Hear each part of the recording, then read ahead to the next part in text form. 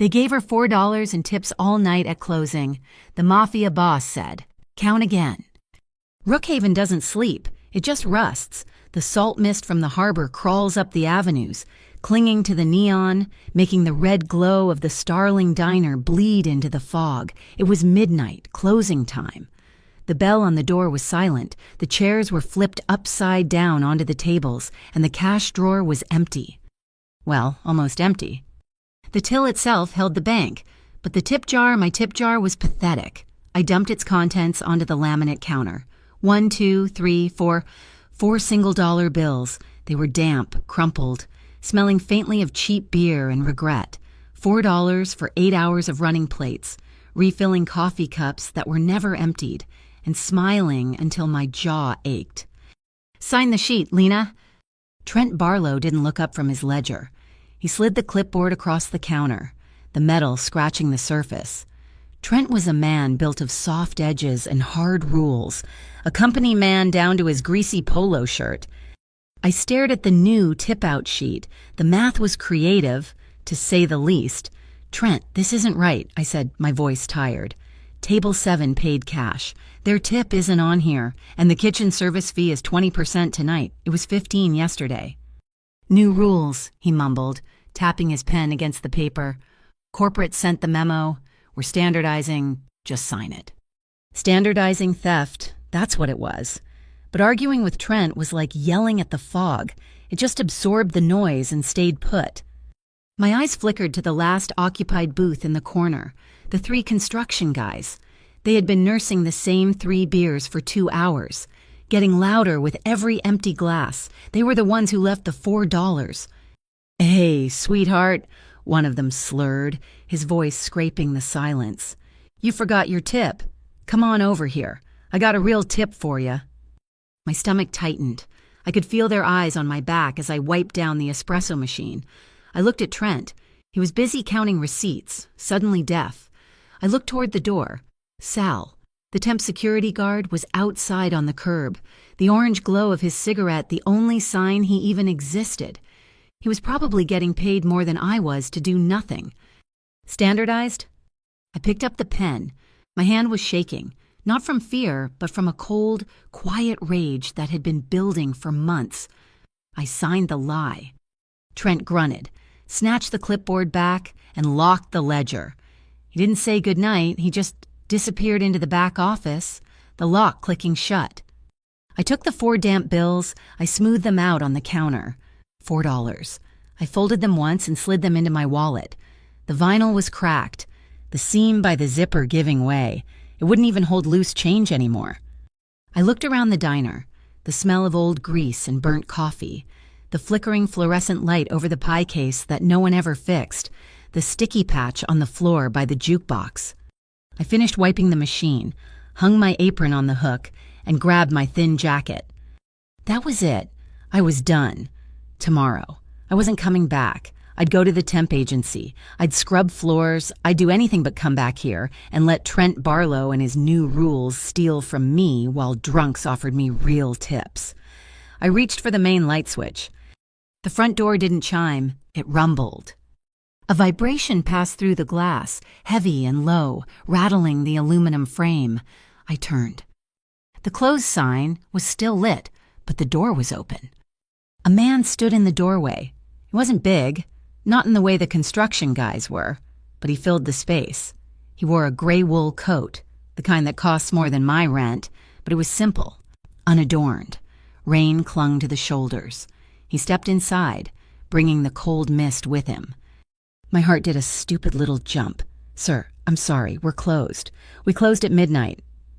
He didn't look at me, not at first. He just moved with an economy of motion, his shoes making no sound on the tile. His eyes, they were dark, quiet, and missed nothing. I watched him take it all in. He looked at the stack of receipts I'd left by the register. His gaze drifted up to the security camera in the corner, the one with the dead black lens and the single, fake, blinking red light. He glanced at the pie case, where the handwritten price for apple crumble had a 5 written over a 4. He slid onto a stool at the counter, the vinyl sighing under his weight. A muted, brushed steel watch circled his wrist. It wasn't flashy. It was a tool. I instinctively reached for the coffee pot, but it was empty. All I had left was the dreg end of an espresso shot I had pulled for myself just before closing. It was sitting on the machine, cold. "Just an espresso," he said. His voice was low, gravelly, like stones shifting underwater. "That's all I have," and I said, sliding the small, cold cup toward him. "It's on the house. We're closed."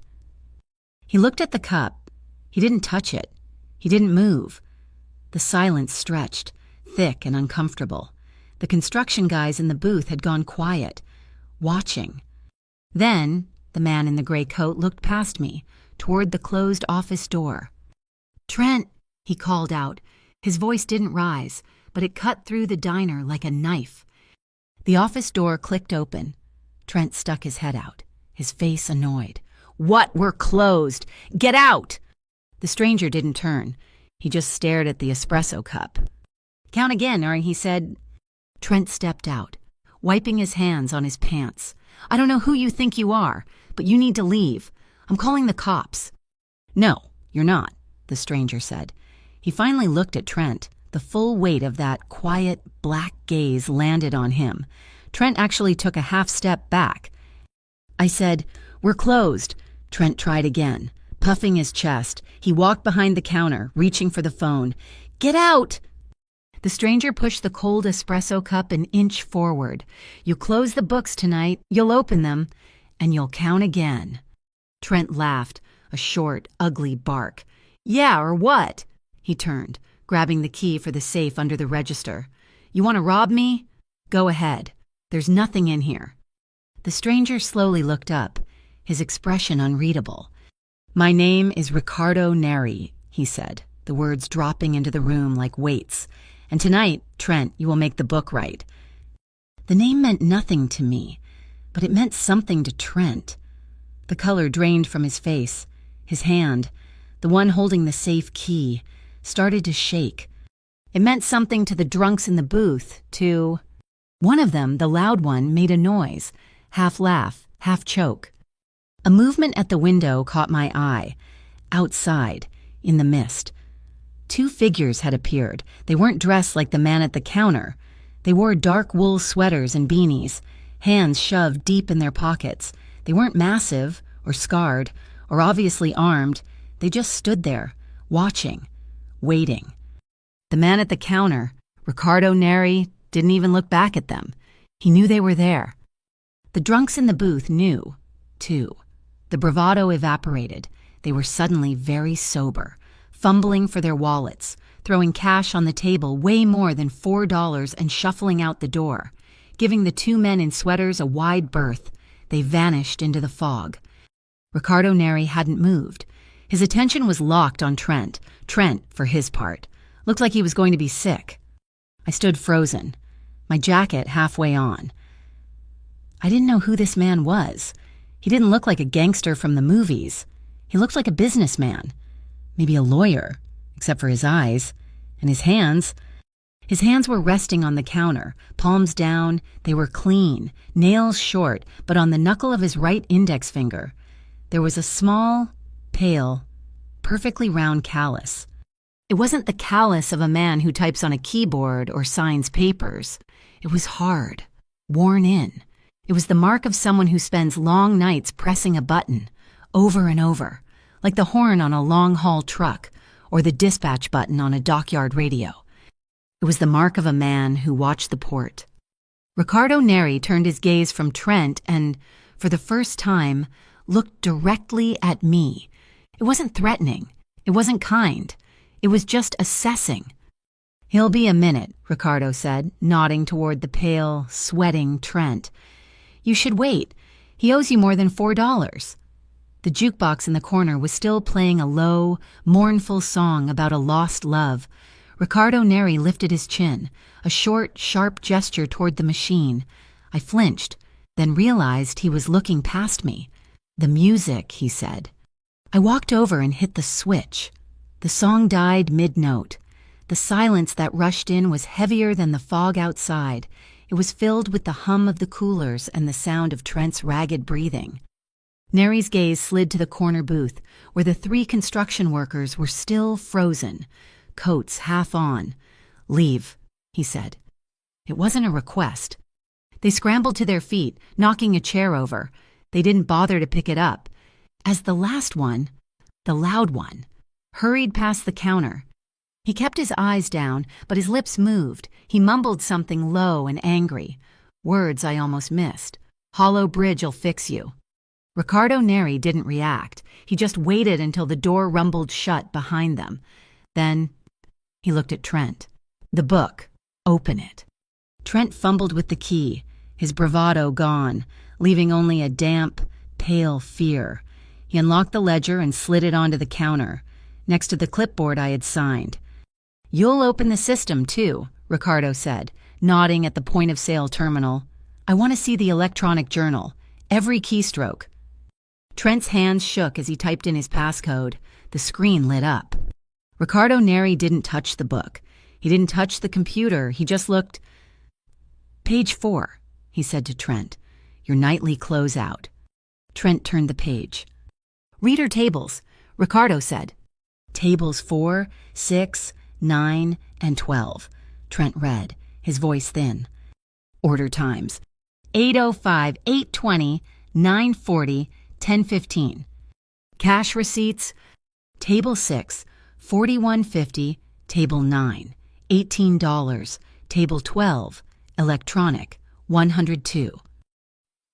"Everything matches my order slips," I said, my voice surprising me. It was steady, except the tips.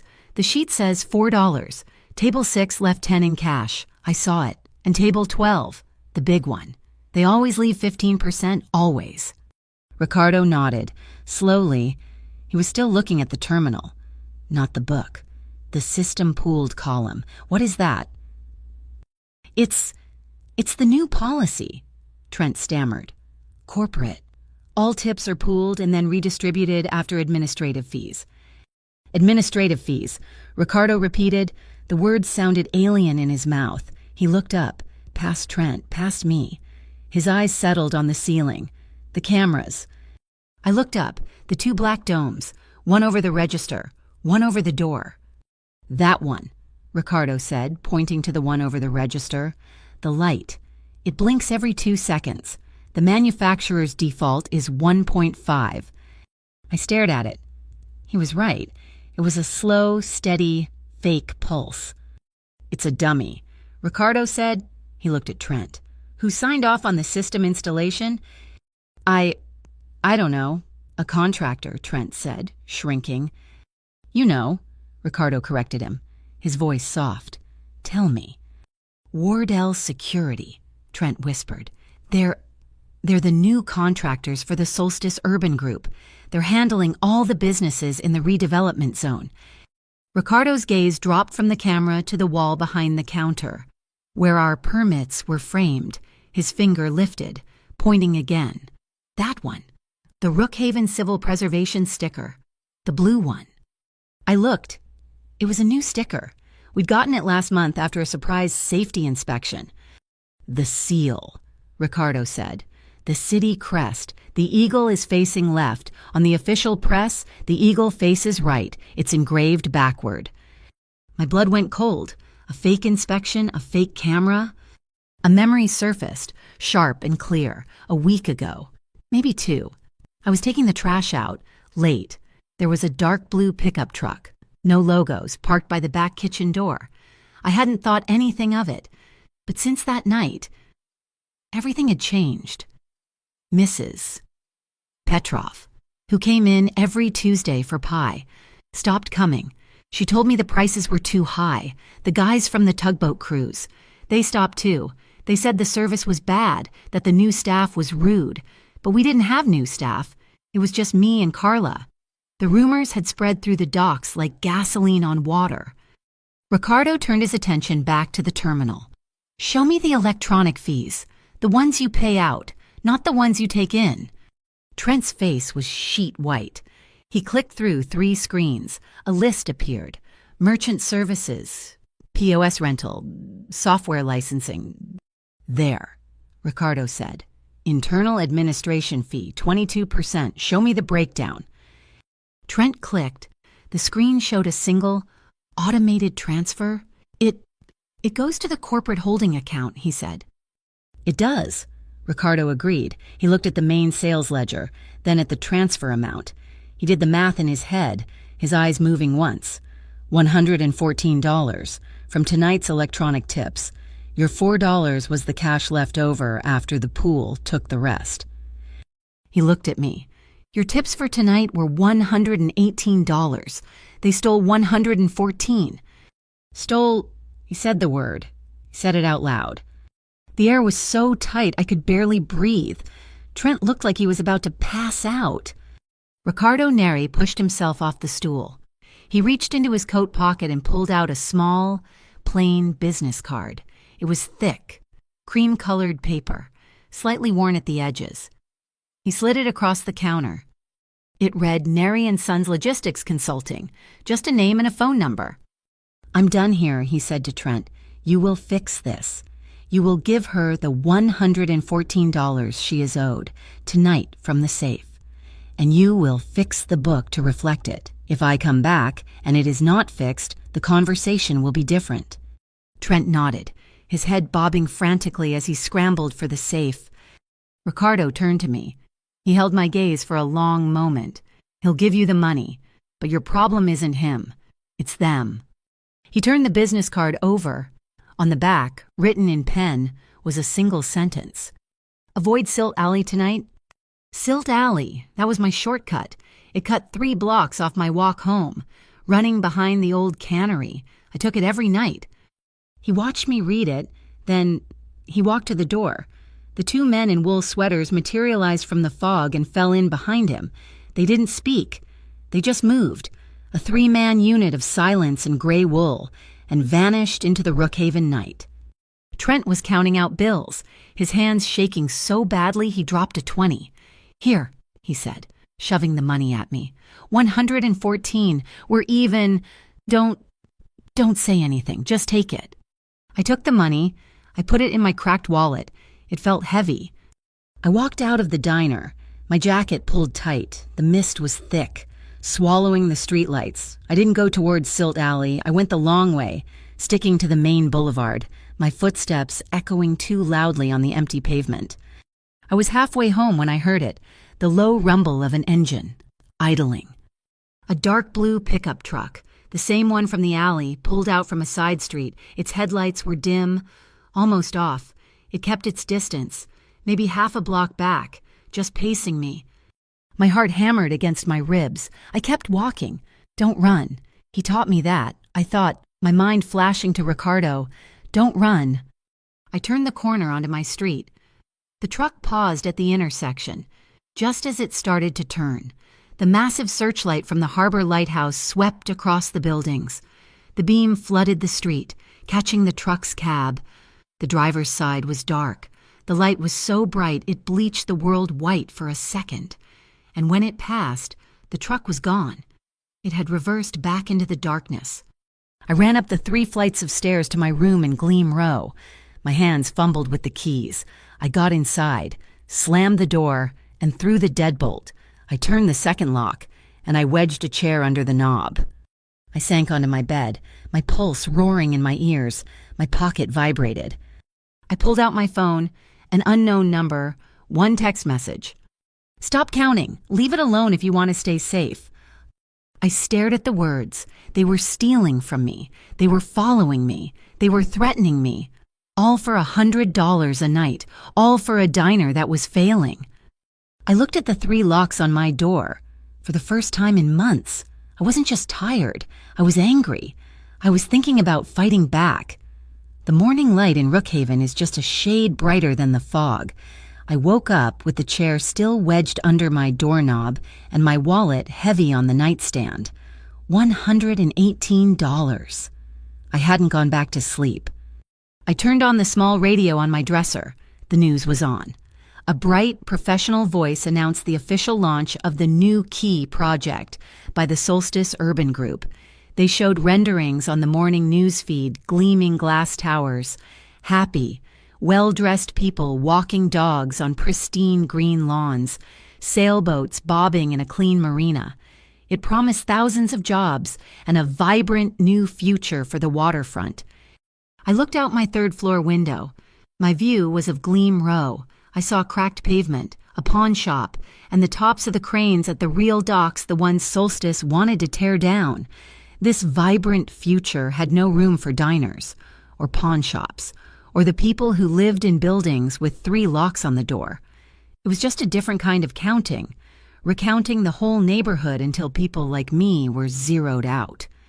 Before my shift, I stopped by the Harbor Line Development Authority. They were holding a community feedback session in the lobby of the old customs house. The lobby was full of suits and glossy pamphlets. A few locals, fishermen and dock workers, stood in the back, their faces grim. A man in a sharp suit, wearing a pin I didn't recognize, was running the meeting. He kept calling on people from a pre-approved list. Every question was about landscaping, or parking, or the color of the tower facades. When old Mr. Kaczynski from the bait shop tried to ask about commercial rent hikes, the man in the suit cut him off. "Thank you for your input," the suit said, his smile tight. "We'll table that for the Bureau of Urban Order and Logistics to review at the next logistical assessment." The Bureau. Another name I didn't know, but it sounded cold. It sounded like a locked door. As I was leaving, a woman with a messenger bag and a sharp, restless energy caught my arm.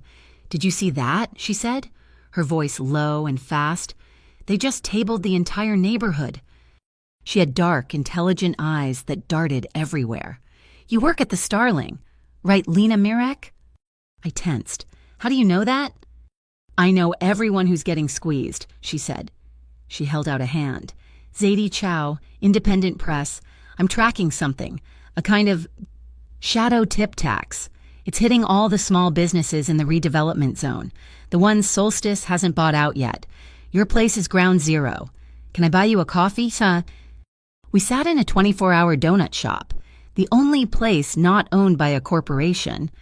Zadie spread napkins on the table like a general mapping a campaign. "It's brilliant in a sociopathic way," she said, tapping a napkin. "They don't strong-arm the owners. They bleed the staff. They introduce administrative fees. New security contractors like Wardell create system-wide tip pools. They make it impossible to earn a living.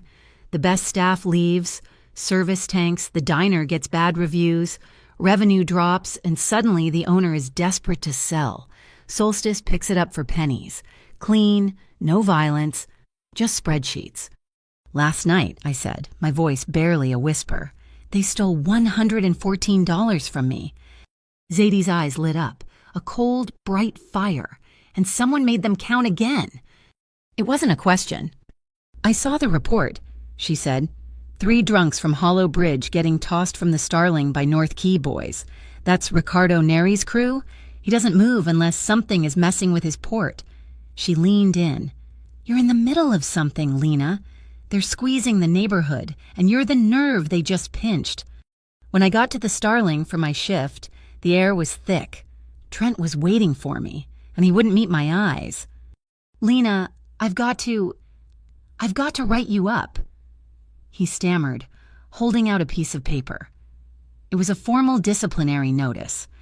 "For what?" I asked, though I already knew. "Bookkeeping disruption," he read off the sheet. "Questioning authorized managerial procedure, causing a disturbance at close." "You mean getting my stolen money back?" I said. Trent's face crumpled. "Please, Lena, just sign it. They're watching me. They're watching everything, that camera, the one over the register. It's not fake anymore. Wardell was here this morning. They put a real one in." He lowered his voice. "This is for you. Take the warning. Let it go. Just let it go. They'll fire you, and that'll be the end of it. It's better than the alternative." I took the paper. I knew he was just a cog, as trapped as I was, but I also knew he was a coward. I didn't sign it. I just folded it and put it in my pocket. "I'll work my shift," I said. The night was dead. The rumors, the new prices, the feeling of a place on its last legs. No one came in. By 8 o'clock, I had served two tables, $12 in tips, this time. I watched Trent log it. The system immediately took $10 for the pool. At 9, the bell on the door rumbled. Ricardo Neri walked in. He wore the same gray coat. He didn't bring the fog with him this time. He just pushed it aside. He sat at the same corner booth the drunks had been in, the one with the best view of the door, the counter, and the back office. I walked over, my footsteps loud in the empty room. "We're open," I said. "Can I get you something?" He didn't look at the menu. I don't think he ever looked at menus. "No. Sit down." I hesitated. "It's a slow night," he said. He wasn't asking. I slid into the booth opposite him. The vinyl was cold. "Trent gave you the paper, and he said..." "He did. Are you going to let it go?" I thought about the locks on my door. I thought about Zadie's napkins and the glossy pictures of the new key. "No." He nodded, as if I'd just confirmed a shipping manifest. "Good. They're stealing more than your tips. I'm going to stop them, and you're going to help me." "I'm a waitress," I said. I'm not like you." I don't want you to be like me," he said. "I have people like me. I want you to be exactly what you are, a waitress. No one sees a city like a waitress. You see everything, you hear everything, you're invisible." He leaned forward, just an inch. "I want to borrow your eyes." "What does that mean?" "It means you keep working. You keep your eyes open. You notice things. The men from Wardell Security, the ones who came this morning, what did they look like? What car did they drive? Do they drink coffee? Do they pay cash? The men in suits who come in and talk to Trent. What's on their briefcases? What time do they meet?" He was asking me to be a spy in my own diner. "It's just observing," he said, as if reading my mind. "You're not planting anything. You're not stealing anything. You're just counting the right way." "And what do I get?" I asked. "You get the last 3 months of your tips back," he said, his voice flat. "Every dollar they skimmed. I'll have it for you by Friday, and you get to keep your neighborhood." 3 months. That was almost $2,000. That was enough for a deposit on a new apartment, far away from Gleam Row, far away from here. I looked at his hands, resting on the table, the callus on his knuckle. "You're a criminal. They're corporate criminals. What's the difference?" For the first time, Ricardo's expression changed, a flicker of something not anger, maybe dry humor. "The difference, they wear better suits, and they're trying to steal the whole ocean. I'm just protecting my piece of the water." He leaned in again, his voice dropping. "They aren't just taking your money. Lena, they're recounting this whole neighborhood. They're counting you out. They're counting the fishermen out. They're counting the Starling Diner out. I'm just here to make them use the right math." I stared at him. He was right. Solstice was the bigger threat, Neri. He was just the shark that already lived here. "I'll do it," I said, "but I have conditions." His eyebrows raised, just slightly. "2 conditions," I said, my voice stronger now. "First, your people. North Key. They don't hurt anyone. Not innocent people. Not Trent, not the cooks, not anyone. I won't be responsible for that." "I don't make money by breaking my own port," he said. "We don't hurt civilians. It's bad for business." Agreed. "Second," I said, "the moment I feel wrong, the moment it gets to be too much, or you ask me to do something more than just watch, I'm out. No questions, no hard feelings. I'm done." He held my gaze. I could see the docks in his eyes, the cold, deep water. "You can walk away whenever you want." Agreed. He reached into his coat, and he didn't pull out money. He pulled out a pen, a simple, black plastic pen, the kind you get 100 of in a box. It had a metal clip, just like the one I used on my order pad. "This is just a pen," he said, "until you click the top twice. Then it's a recorder. High sensitivity. Keep it on you. When you see something, write it down. When you hear something, click it." He slid it across the table. It was weighted, heavier than it looked. "And this," he said, placing a small, cheap-looking burner phone on the table.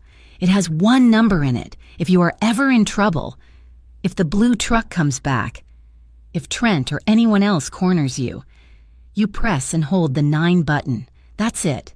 Someone will come. I picked up the pen. I picked up the phone. They felt cold. He stood up. I'll be in touch. He walked to the door, leaving no money, just the indentation on the vinyl where he'd sat. As he opened the door, a gust of wind blew in, smelling of salt and diesel. He was gone. I looked at the pen in my hand. I clicked it once. The ballpoint emerged. I clicked it again. Nothing happened. I clicked it twice, fast. A tiny pinprick blue light flashed once from the clip, then vanished. I stood up and went to the counter. The cold espresso cup he had left last night was still there. I'd forgotten to wash it. I picked it up, and for a second, I could smell the cold, dark coffee and the sharp, clean scent of the salt wind. The diner became my stage.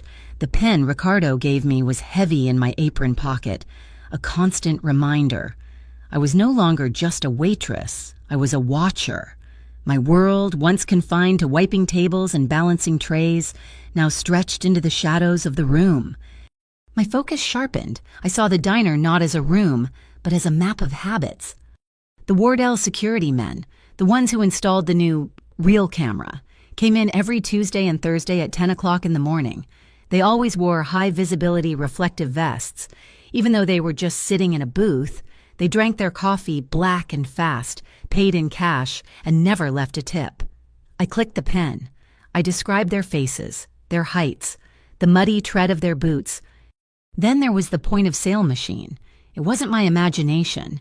It only happened at one table number 12, the big booth in the back corner, the one with the cracked vinyl and the view of the office. It was the table favored by the men in suits, the ones who carried thin leather briefcases stamped with the Solstice Urban Group logo. When they paid, the machine would freeze. The screen would go gray. "Connection error," Trent would mutter, loud enough for them to hear. He'd reboot it, sighing with annoyance. But I watched his hands. He would run the card manually, and in the manual entry screen, the option to add a tip was simply gone. System glitch. He'd apologize. "It's been doing this all week." They'd nod, annoyed but understanding, and they'd leave without tipping, because the machine wouldn't let them. One night, I managed to print the merchant copy of a receipt before Trent cleared the batch. Tucked at the bottom, below the tax line, was a new charge. Service routing fee. It was small, just 3%, but it was on every single electronic transaction. I met Zadie Chow at the donut shop before my next shift. The receipt folded in my palm. I slid it across the Formica table. Zadie's eyes scanned the paper. When she saw the fee, she lit up. But it wasn't a happy light. It was the cold, blue flame of a gas stove.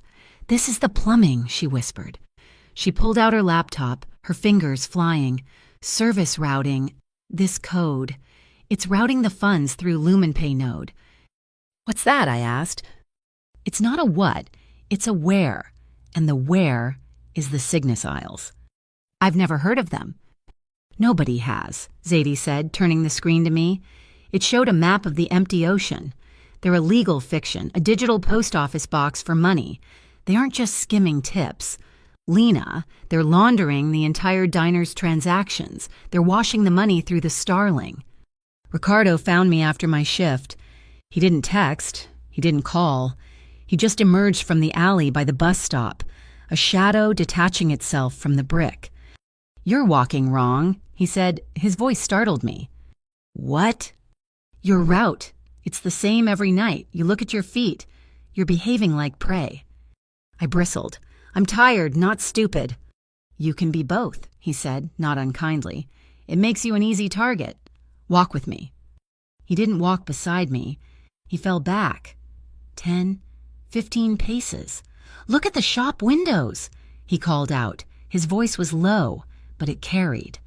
I looked at the dark glass of the pawn shop. I could see my own reflection, small and tired, and behind me, I could see his, a taller, broader shadow. "I see you," I said. "What else?" I looked harder. Far behind him, a man in a gray hoodie, loitering by a newspaper box. My stomach tightened. There's someone else. He's one of mine, Ricardo said. His name is Salo. He's been following you since you left the diner. He'll be there tomorrow, too. Get used to seeing him. Now, look at the window again. What do you see? Glass, my reflection, you, Salo. Use the periphery. See the reflection of the street corner behind you. You can see Silt Alley before you even get to it. You can see who is waiting. We reached my corner, and he stepped up beside me. From this crack in the pavement to your apartment door, count your steps. Why? If you're running, you need to know how long you're exposed.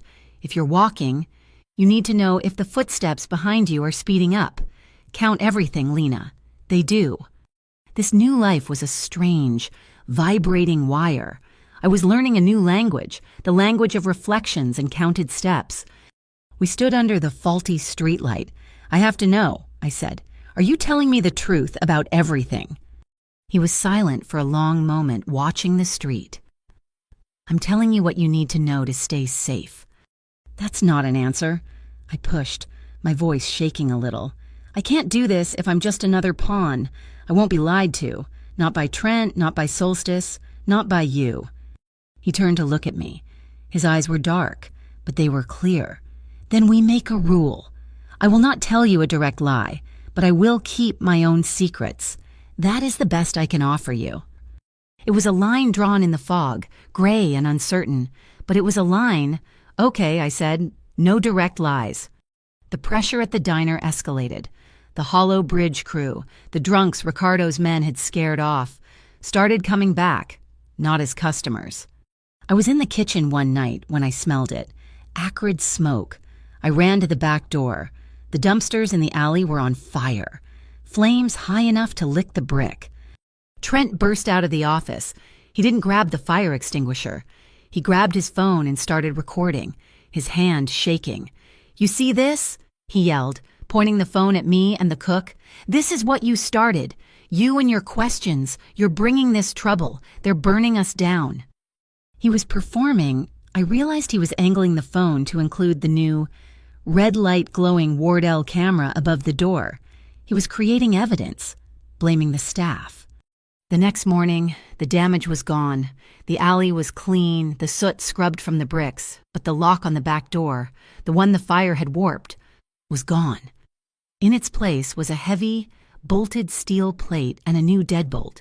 Next to it, a small silver box I didn't recognize.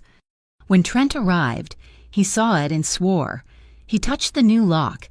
He jiggled the handle. It didn't budge. He poked the silver box.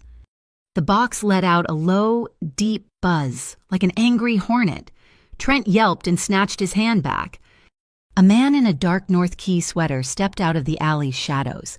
It wasn't Salo. This one was older. Vibration alarm, the man said calmly. Sensitive. I'd leave it alone. The door is secure. Trent just stared, speechless.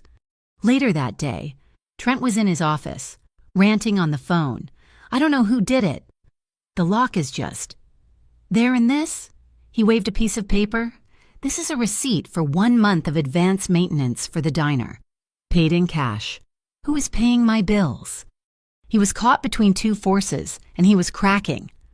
That night, when I got home, an envelope was on the floor, slid under my door. I opened it.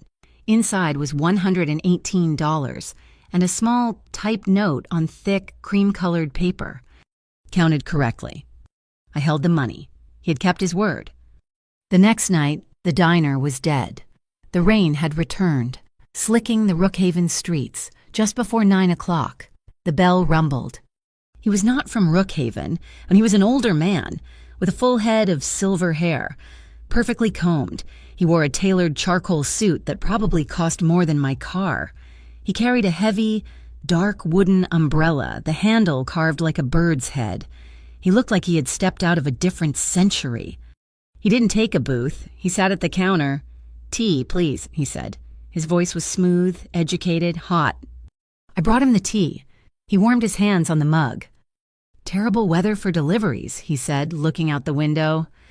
It's the port, sir. It's always delivery weather? Indeed. He took a delicate sip. Tell me, young lady, that large walk-in freezer in the back, does it maintain a steady temperature? We are coordinating food distribution logistics. We're curious about the hardware in these older buildings. How often do you receive your frozen goods? My hand went to my apron pocket. My fingers found the pen. I clicked it, twice. Twice a week, I said, my voice even. Tuesdays and Fridays. And the access, I assume it's through that back alley. That's right. Excellent, very helpful. He placed a $10 bill on the counter, far too much for a $2 tea. He stood, pulling on expensive leather gloves. As he reached for his wallet, his suit jacket pulled back. I saw it. Clipped to his belt, almost hidden, was an identification badge. It was white and blue Solstice Urban Group, but below it, attached to the same clip, was a gray magnetic keycard. The lettering was stark. Warehouse 27 North Quay. My blood ran cold. North Quay. That was Ricardo's territory. This man was Solstice, but he had access to Ricardo's warehouses. As soon as he was out the door, the wooden umbrella tapping politely on the pavement, I ran to the office. Trent was in the bathroom. I rewound the new high-definition security footage. I zoomed in. I took a picture of the ID badge with my phone. I sent it to Zadie. My phone buzzed almost immediately. A text from her. Lena, get out. Get out of the diner right now. That is Garrick Snow. He isn't logistics. He's the coordinator. He's the man Solstice sends to clean problems when a lawsuit disappears or a protest leader suddenly moves away. It's him. He makes problems tidy. Get out. My shift wasn't over. I couldn't just leave. I walked back out, my legs unsteady. I finished the night in a daze. I wiped counters that were already clean. I restocked napkins. I saw Garrick Snow's silver hair in every headlight that passed. Finally, it was midnight, closing time. Trent was at the register, cashing out. His hands were shaking so badly he couldn't get the key into the drawer. He didn't look at me. He just spoke to the floor, his voice a hoarse whisper. Don't come in tomorrow, Lena. What? Don't. Call in sick. Go to the clinic. Say your grandmother died. I don't care. Just don't come back. I grabbed his arm. Trent, what are you talking about? He ripped his arm away, and for the first time, he looked at me. His eyes were wide, white with a terror I had never seen before. They were here, he breathed. After the old man, the ones in the suits, they know what you're doing. They know you're recording. They know you're counting. He leaned in, his whisper desperate. They've counted to your name. Lena, you're next on the list. Trent's words were a cold stone in my stomach. They've counted to your name. I left the diner, pulling my jacket tight. The rain, which had been a light mist, had turned cold and mean, slashing sideways. The streets were empty. Every headlight was a threat. Every doorway was a shadow waiting to swallow me. I shouldn't have been walking. I should have taken a cab, but I was too rattled to think. My feet just carrying me on the familiar route. I stuck to the main boulevard, away from Silt Alley, just as Ricardo had warned me. The sound of my own footsteps was too loud, echoing off the wet buildings. Then I heard it, the same low, guttural engine. The dark blue pickup. It idled at the cross street ahead of me, blocking the sidewalk. Its lights were off. It was just a black shape in the rain. I froze. My heart hammered against my ribs. I couldn't go forward. I looked back. Another car, a dark sedan, had just turned the corner behind me, its headlights bright, pinning me. They were hurting me. My only escape was the narrow opening to my left, the mouth of the alley. Silt Alley. I ran. I plunged into the darkness, the smell of wet garbage and old fish hitting me like a wall. My feet slipped on the broken pavement. It was a canyon of dark brick, the sliver of sky above just a lighter shade of gray. I was halfway down when the blue truck's headlights flooded the alley from the street I'd just left, throwing my shadow long and stark against the far wall. A van, a big, windowless panel van, was parked at the other end, blocking the exit. Its side door slid open with a metallic shriek. Two men stepped out. They were just shapes, bulk and height, dark hoods pulled up, faces lost in shadow. I stopped, trapped. There was nowhere to go. "Just the wallet, sweetheart," one of them said. His voice was rough, trying to sound bored, but it was strung too tight. "And the pen, give us the pen." They knew about the pen. My hand dove into my jacket pocket, fumbling for the burner phone. My fingers were numb, shaking. I found the number 9. I pressed and held, my fingernail digging into the plastic. The phone vibrated once, a weak, short buzz. The screen flashed, connecting, and then went black. No signal. The brick walls were too high. My stomach dropped. But then, something else. From my apron pocket, tucked under my jacket, came a different vibration.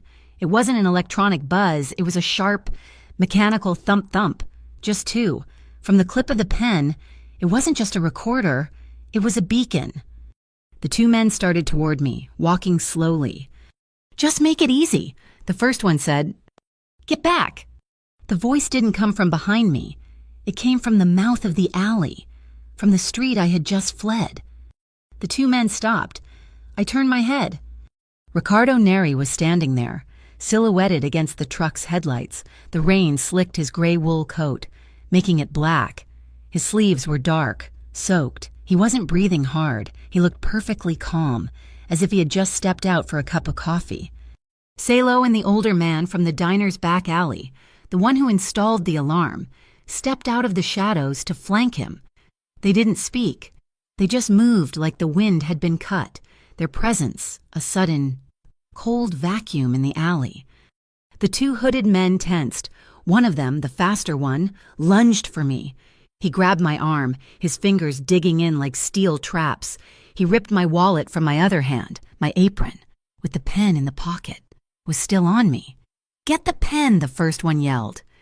"Let her go," Ricardo said. He took 1 step forward. The man holding me laughed. "You're North Key trash. This is Hollow Bridge business. Now get lost." "That's not Hollow Bridge business," Ricardo said. He nodded at the wallet in the man's hand. "That's hers." He looked at the man, his eyes flat and dead in the glare. "Count again." The man holding my wallet hesitated, confused by the words. He opened it, his eyes scanning for cash. "There's nothing here," he sneered. $100. "Look closer." As the man fumbled with the bills, something silver slipped from his own jacket pocket, a money clip. It fell to the wet pavement and popped open. A few folded 20s and a plastic card. An ID card. My eyes snapped to it. Even in the dim light, I saw the cheap lamination. I saw the badly printed eagle, facing the wrong way. The text was blurry Bureau of Metropolitan Order. It was the same as the fake sticker on the wall. A forgery. The man holding me saw me looking. He snarled, his grip tightening. Ricardo moved. It wasn't a fight. It was a dismantling. He didn't rush. He took 2 precise steps. The man with the wallet raised his free hand, and Ricardo caught his wrist. I heard a sound, a wet, sickening pop. The man screamed, a high, thin sound that the rain swallowed. His hand went limp. The fingers splayed at an unnatural angle. The wallet and the fake ID he'd scooped up clattered to the ground. The second man, the one holding me, shoved me against the wall and drew a knife. He never got to use it. Salo, the quiet shadow, was on him. It was just as fast. A block, a twist. The knife skittered across the concrete. Salo didn't punch him. He just hit him. Once, a hard, open-palmed strike to the chest that sounded like a side of beef being dropped. The man crumpled, all the air gone from him. It was over in 5 seconds. 2 groaning shapes on the wet ground. No shouting, just precision. I was shaking so hard I could barely stand. My back was scraped raw against the brick. Ricardo didn't look at the men on the ground. He was watching the dark end of the alley, where the van was. The van's engine roared to life. The side door slammed shut, and it peeled out, tires screaming. They had left their men. I slid down the wall, my legs giving out. I pointed a shaking finger at the man with the broken wrist. "The card," I gasped, my voice thin. "His ID. It's fake. From the Bureau of Metropolitan Order. The seal is engraved backward, just like the sticker. Ricardo looked at me, a flicker of something. Not surprise. Approval. He bent down and picked up the ID card, holding it between two fingers. He glanced at it, then at me. He walked over and pulled off his heavy wool coat. It was warm from his body, and it smelled of the sea and cold rain. He wrapped it around my shoulders. It was huge, enveloping me. "They wanted you quiet," he said, his voice low, his eyes still scanning the darkness. "The community hearing is this Friday. They didn't want a witness." He picked up my wallet. He found the burner phone on the ground where I'd dropped it. He checked it, saw the dead screen, and his jaw tightened. He slipped it into his own pocket. Then he gently took the pen from my apron. "Come on," he said, helping me to my feet. "I'm taking you home." We walked out of the alley. Salo and the other man stayed behind. I heard a low, pained groan as we left. The walk to Gleam Row was silent. Ricardo didn't hold my hand. He just walked beside me, a solid, warm presence in the cold. The rain had softened to a mist again. We reached my building. I fumbled for my keys, my hands still shaking. The 3 locks looked flimsy, useless. He waited until I had the door open. I turned in the doorway, the heavy coat still clutched around me. "Are you all right?" he asked. "No," I whispered. He stood there on the landing, the dim hallway light catching the rain in his dark hair. He raised his hand, very slowly, as if not to startle me. He didn't touch my face. His fingers, warm and calloused, just brushed a stray, wet strand of hair from my cheek. "Are you scared?" he asked. I looked into his eyes. They weren't cold now. They were just deep and tired and watching me. "Yes," I said, "but not of you." A small, almost invisible muscle in his jaw relaxed. He nodded. "Once. Lock your door. Salo will be on the street all night. No one will get in." He turned to go. As he did, he reached up to roll his shoulder, a sharp, involuntary movement. His face tightened for just a second. It wasn't from the alley. It was an old pain, a stiffness deep in the muscle, a wound that had healed badly and always remembered the cold. I watched him walk down the stairs, one step at a time, a man who carried his own storms with him. I went inside and locked the 3 locks. I didn't wedge the chair. I didn't need it. I lay down on my bed, still wrapped in his coat, for the first time in months. I slept. It wasn't deep, but it was real. And I dreamed of a dark ocean and a single, steady light from a lighthouse, cutting through the fog, showing the way home. I didn't go back to the diner. I didn't even go back to my apartment. Trent's terror was too real. Salo, the man who had been my shadow, picked me up at the corner in a plain black sedan. He didn't speak. He just drove, his eyes on the mirrors. We drove to the North Quay, to the source of the fog. The building was an old brick warehouse, anonymous, its windows dark. It smelled of the harbor, a deep, cold smell of salt, diesel, and old machinery. "He's waiting," Salo said, and that was all. The training room was on the top floor. It wasn't a gym. Not really. It was a huge open loft with worn wooden floors and a wall of old mirrors, grayed at the edges, floor-to-ceiling windows, streaked with rain, looked out over the entire port. The cranes of the docks were like sleeping iron animals below. Ricardo was there. He wasn't wearing the gray coat. He was in a dark Henley, sleeves pushed to his forearms. The muscles in his arms and shoulders were visible, not bulky, but dense, practical. He looked less like a boss and more like the dock itself. "You did well in the alley," he said. His voice echoed slightly in the big room. "You used your eyes.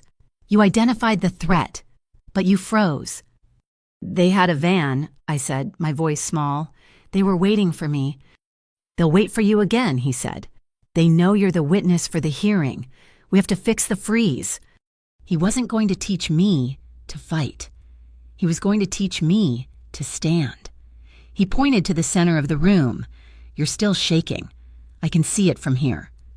He was right. A fine tremor had lived in my hands ever since the alley. I couldn't make it stop. "The fear is stuck," he said. "You're still in the alley. You need to breathe it out." He didn't come at me from the front. He moved until he was standing behind me. I tensed, my shoulders hitching up toward my ears. I could feel his presence, the heat from his body, even though he wasn't touching me. "Breathe," he said, his voice low, right behind my ear. "Count of 4, in." I inhaled, a shaky, shallow breath. "Hold, 4." I held it, my lungs aching. "Out, 4." I exhaled in a rush. "Again," he commanded. "Slower. I want to hear the air move. In, 1, 2, 3, 4. I breathed in, the sound too loud in the quiet room. Hold. 1, 2, 3, 4. I felt the pressure build. Out. 1, 2, 3, 4. My shoulders were still locked up, tight against my neck.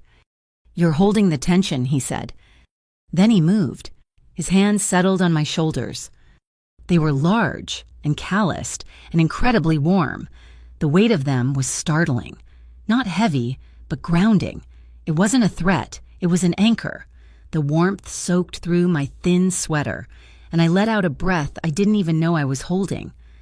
"Let them drop," he murmured. He didn't massage. He just pressed down gently, firmly, guiding my shoulders into their proper place. The tremor in my hands slowed. We were standing in front of the wall of mirrors. "Look," he said. I opened my eyes. I saw us reflected in the old spotted glass, me pale and small, my hair a mess from the rain, and behind me, him, solid, dark, his large hands resting on my shoulders, his chin just above my head. We looked like a photograph of a secret. Our eyes met in the reflection. "You're afraid of your own heartbeat," he said, his voice a low rumble that I felt through his hands. I stared at our image. The woman in the mirror looked terrified, but she also looked protected. "No," I whispered, my voice surprising me. "I'm just afraid of not hearing it anymore." His gaze held mine in the glass. His hands tightened on my shoulders for just a second. A song started playing from an old radio on a workbench in the corner. It was a slow, smoky ballad, the kind of song that only plays late at night when the rain is hitting the windows. He dropped his hands. The loss of his warmth was immediate, a sudden cold. He stepped back, putting that professional distance between us again, but the air in the room had changed. It was charged. "They'll grab you again," he said, his voice flat, all business. "Solstice, Hollow Bridge, they're clumsy. They grab. You need to know how to move with the pull, not against it. Use their momentum to find your escape." He held out a hand. "I need to show you the footwork." My heart did a slow, heavy thump. "You're asking me to dance. Ricardo." "I'm asking you to learn," he said, but his eyes were not all business anymore. It was a ridiculous excuse, a transparent, beautiful excuse. I placed my hand in his. He drew me to the center of the wooden floor. He didn't pull me close, not at first. His right hand settled on the small of my back. Fingers spread wide. It was a gesture of support, of guidance. It wasn't rushed. His other hand held mine. I put my free hand on his shoulder, but it felt stiff, wrong. Hesitantly, I moved it. I placed my open palm flat on his chest, over his heart. I felt it. Under my hand, his heartbeat, a slow, steady, powerful rhythm. It was as solid as the foundation of the key. It was the calmest thing I had ever felt. I breathed in. He didn't smell like a gangster. He smelled of sea air and clean, simple soap, and something like old leather and wood. He smelled safe. We began to move, just a slow shuffle on the worn floor. It wasn't a dance. It was just two people, standing close, moving to the sound of the rain and a ghost on the radio. "You're leading," I whispered.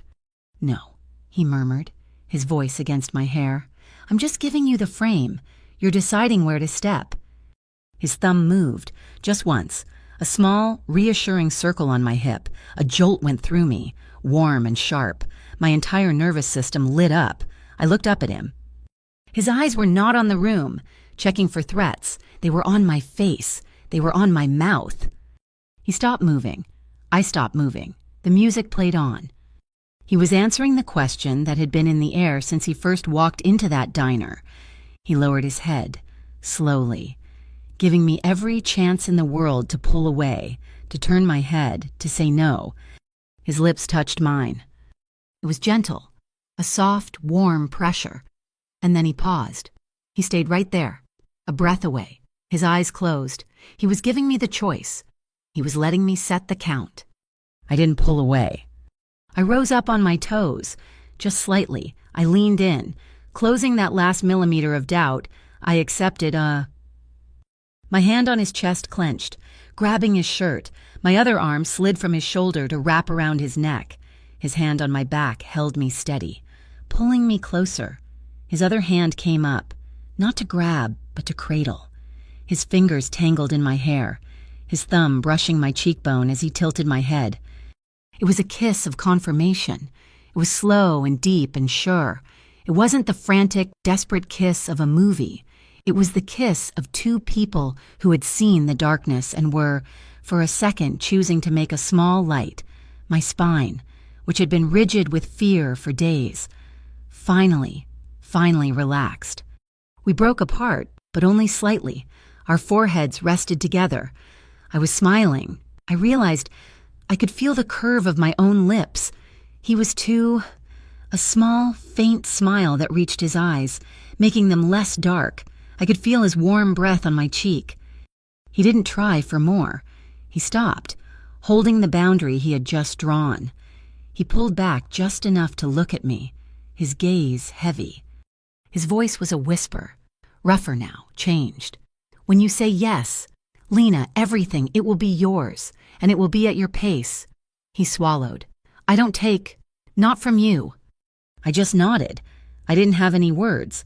I rested my head against his chest, listening to that steady, solid heartbeat, matching my own breathing to it.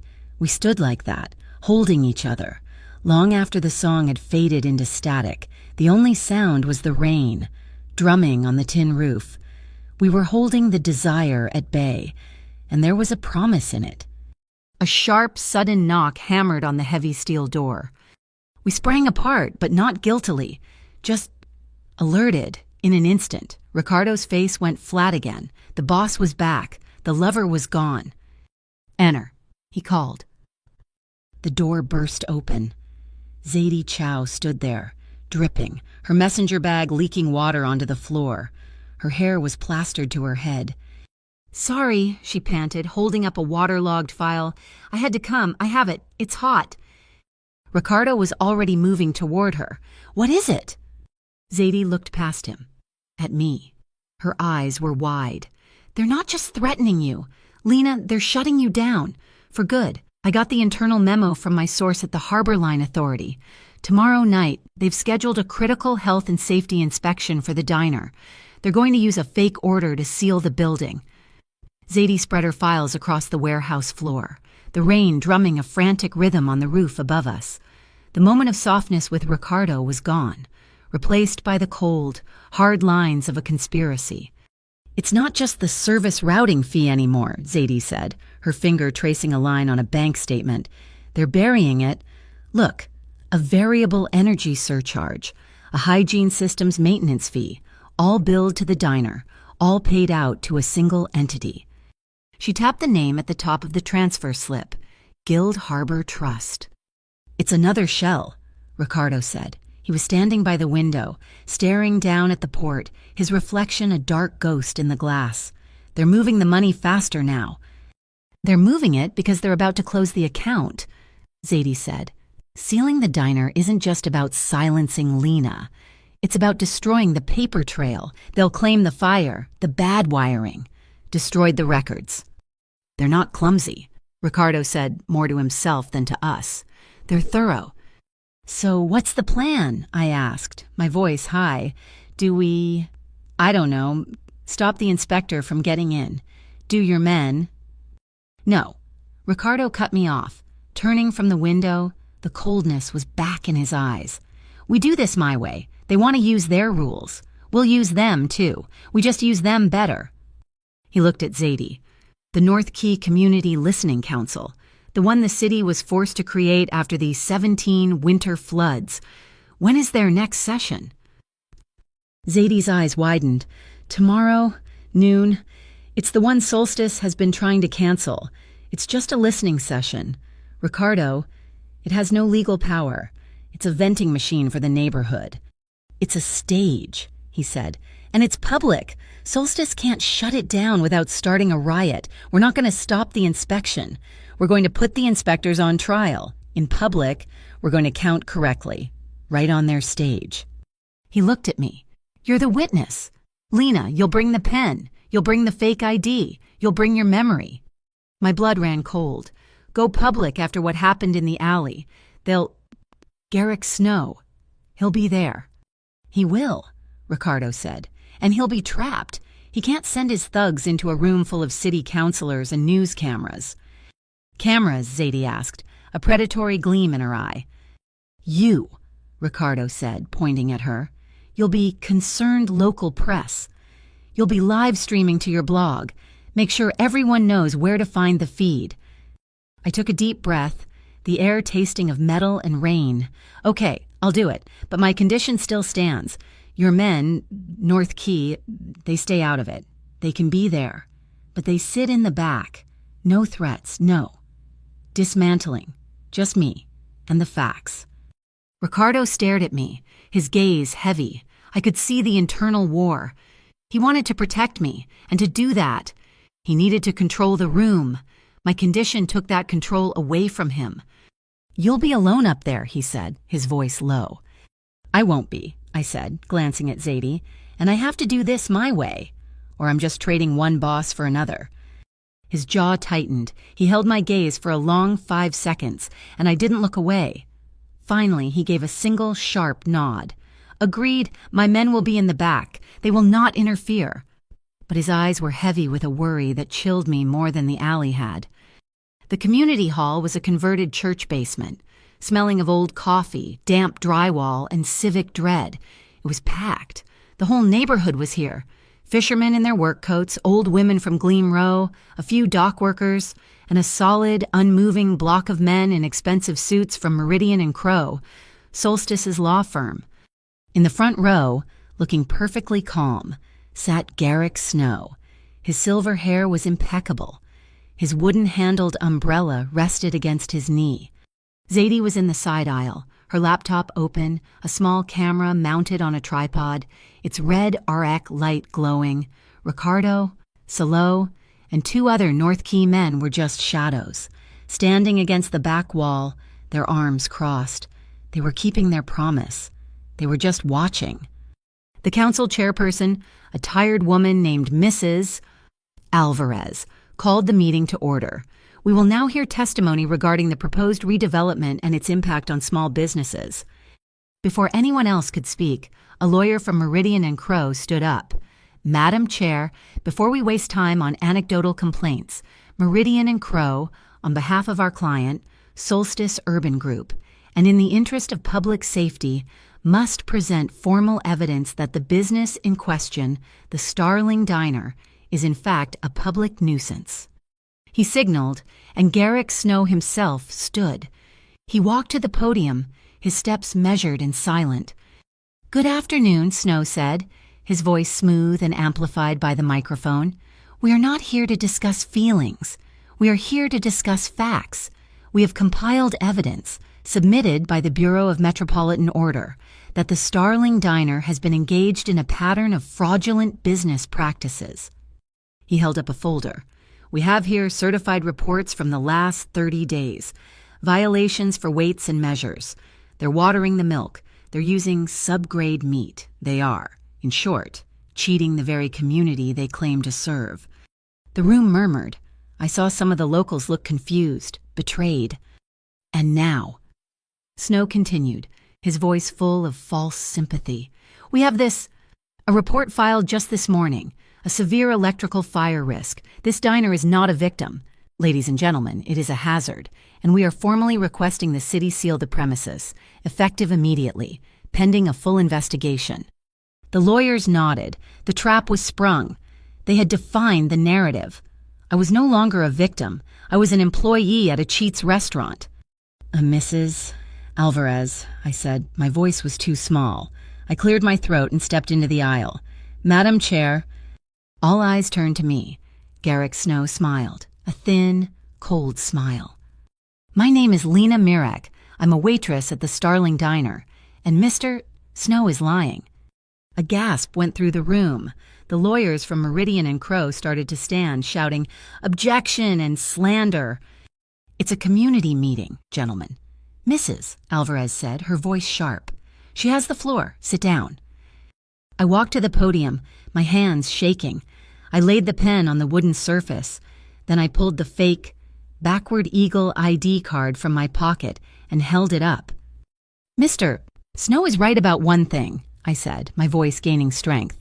"This is about facts. The fact is, the inspectors from the Bureau of Metropolitan Order who filed these reports are fake. This is the ID card one of them dropped when he and his partner pulled me into Silt Alley 2 nights ago." The room went silent. I saw Ricardo lean forward just an inch from the back wall. "I am not a cheat," I said. "I'm the one being cheated. We all are." I turned to the crowd. "For months, the diner has been stealing our tips. Not Trent, the manager, the system. A corporate policy from Solstice Urban Group." I explained it. The POS machine. The connection errors that only happened on large electronic tip tables. The system-pooled fund that left me with $4 for an 8-hour night. Garrick Snow's lawyer stood. "Madam Chair, this is absurd. This child is spinning a fantasy to cover for her own incompetence. She has no proof. This is hearsay." "On the contrary," Zadie's voice boomed from the side. The wall behind the council, which had been blank, suddenly lit up.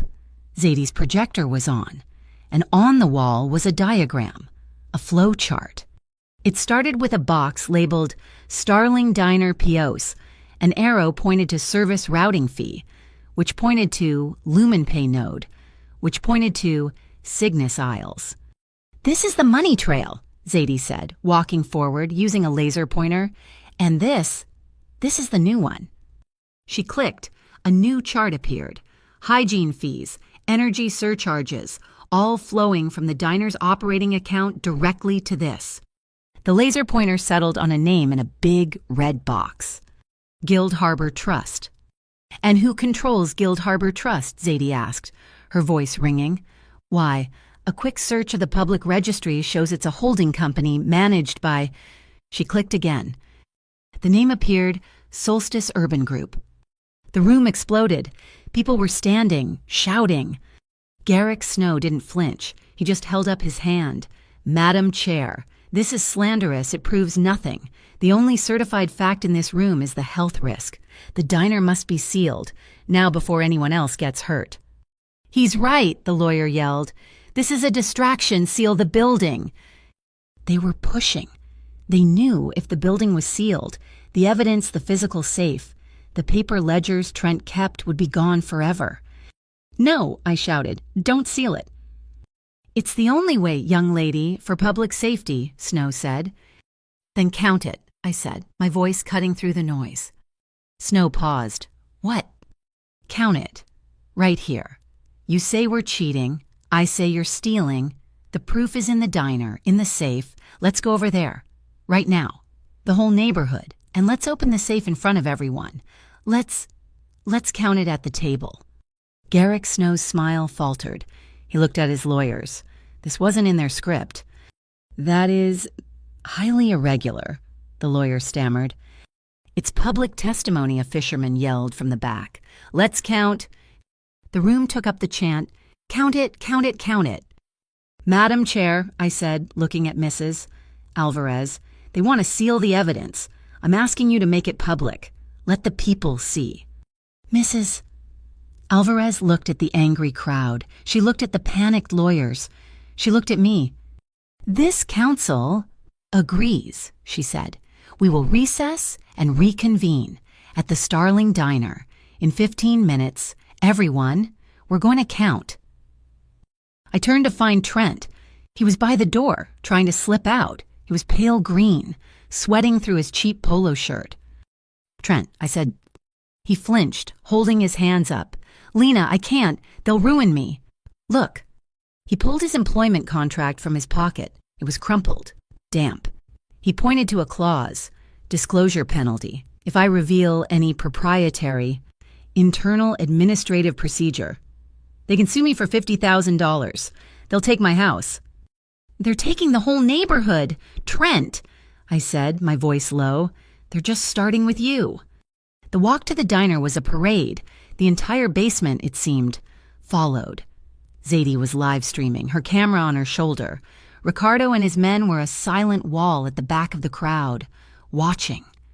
We stood in the diner. It was cramped, hot, and smelled of fear. The safe, Mr. Barlow, Mrs., Alvarez ordered. Trent, his hands shaking so violently he could barely work the dial, spun the combination. He pulled the heavy steel door open. The nightly ledger, I said. Show them the ledger from the night Ricardo, from the night I got my money back. Trent pulled out the thick black book. He opened it. And now, I said, the internal transfer log on the computer. Zadie pushed her way to the POS. Let me... Her fingers flew. She brought up the admin screen, the transfer log. Look, I said, pointing. Here, in the book, internal administrative fee, $114. I turned to the screen. And here, on the computer, automated transfer to LumenPay node, $114. They matched exactly. The diner was dead silent for 1 second. Then someone in the back, one of the dock workers, just said, thieves. The room erupted. It was a roar. People were shouting, pointing at Garrick Snow. He stood by the pie case, his face white, his mask of calm finally completely gone. This proves nothing, his lawyer shrieked. This is just bookkeeping. This meeting is suspended, Mrs., Alvarez yelled over the noise. This is now an official city inquiry. She looked at Snow, her eyes like chips of ice. I'm postponing this decision. For 24 hours, this building and its contents are now evidence. No one, not Solstice, not the Bureau, no one touches anything. She turned to the crowd. Go home. The council will secure the diner. The crowd slowly, angrily dispersed. Garrick Snow and his team were gone, vanished in the chaos. I stood there, shaking, breathing in the smell of old coffee. Zadie touched my arm. We won. We won the battle, Lena. I looked at the safe, standing open. I looked at the dark windows of the diner. But the war isn't over, I whispered. The decision is in 24 hours. Ricardo stepped out of the shadows by the door. His face was grim. No, he said, his voice low and heavy. The decision is tonight. They showed their hand. Now they have to wipe the board. And tonight, Lena, they won't be counting. They'll be subtracting. The victory in the hall was cold. It was just a pause. The marshals posted at the diner doors were a flimsy shield, and we all knew it. We retreated to the warehouse loft, the rain starting again, the port lights smearing against the glass. Zadie's phone buzzed. She looked at it, her face pale in the screen's glow. My source. It's done. Solstice just filed an emergency injunction citing the compromised evidence and the fire risk Snow mentioned. They're not waiting for the 24 hours. They're sending a city-certified electrical team at dawn, 6 in the morning. An electrical team, Ricardo said. It wasn't a question. To start an electrical fire. A small one, Zadie confirmed, reading. Just enough to scorch the safe, fry the POS terminal. They'll call it a tragic accident. The marshals will confirm it. The evidence is destroyed, the diner is sealed, and the case is closed. So we defend it, I said, my voice shaking. We barricade the door. No, Ricardo said. He was looking past me, at the open room, his mind working. They want to burn the evidence. They want to find a compromised safe. He turned to Salo. We'll give them one. The plan was a soft heist, played in reverse. We weren't breaking in. We were setting a new stage. The marshals were reassigned to a priority call at 4 a.m. Leaving the diner dark and unguarded, Solo and the North Key crew moved in. They didn't touch the real safe. They wheeled in a decoy, a near-perfect match. Rusted and heavy, they placed it exactly where the real one had been. "This one is hollow," Salo explained, his voice low as he worked. He installed a small, pressure-sensitive plate under the dial. The second they touch this, it starts a clock, and it triggers a log. "Meanwhile," Ricardo said, "the real evidence. Trent's ledger, the POS backups. Go somewhere safe." "I know where," I said. Trent was terrified of the system crashing. He kept paper copies of everything. He stored them in the walk-in freezer, inside an old, dead produce cooler. It was all there, a meticulous, paranoid record of every single transaction, every single administrative fee that Solstice had stolen. Ricardo pointed to the ancient, unplugged soda vending machine in the corner, the one with the faded 90-cent logos. "Put it there. All of it. Salo, link the decoy safe's trigger to the magnetic lock on this machine's door." Zadie saw it instantly, so when Snow touches the fake safe, it unlocks the real one, Ricardo finished. "Zadie, you'll be on the roof across the street. The second that lock clicks, your camera is live. You stream the contents of that vending machine to the world." At 5:30, the crew was gone. It was just me and Ricardo, standing in the dark, cold diner. The air was thick with the smell of old coffee and ozone. "What's my part?" I asked. "You are the most important part," he said. "You are the normal one, the alibi." He stood close, but didn't touch me. I could feel the heat radiating from him in the cold room. "In 10 minutes, you will walk in the front door. The city cameras on the street will see you. You will unlock the door. You will turn on the main lights. You will start the coffee pot. You will be Lena Mirek, waitress, starting her shift, unaware of any danger. You will make this entire scene look real." I nodded, my throat dry. He stepped back into the deep shadows of the walk-in freezer. "I'll be here, but I won't move unless I have to." He paused. "Lena, there's a plan B." "Plan B? Snow's men are clumsy, but if they're smart, they'll bring backup. They'll send the Hollow Bridge crew to start a riot, to make the accident look like vandalism." My blood chilled. "What do we do?" "Nothing," he said, and his voice was cold steel. "We don't fight, we stall. The moment Snow touches that dial, it starts an upload. Everything Trent's ledgers, Zadie's flowcharts, the LumenPay data, it all starts uploading to the Rookhaven Public Image Repository. It's a community site. They can't take it down." He checked his watch. "But the server is slow. It takes exactly 11 minutes for the full packet to post. If Hollow Bridge comes, our only job, is to buy 11 minutes. Argue, yell, spill coffee, whatever it takes. Do not let them stop the clock." I left. I walked around the block. At 5:59, I walked to the front door, my keys shaking in my hand. I unlocked it. I stepped inside. "Ricardo," I whispered. Silence. He was gone. I turned on the lights. The diner flickered to life. I went behind the counter. I scooped coffee into the filter. I was just a waitress. At 6:02, a white van from the Rookhaven Electrical Authority pulled up. Garrick Snow stepped out, flanked by 2 men. He was wearing a city-issued hard hat and a reflective vest.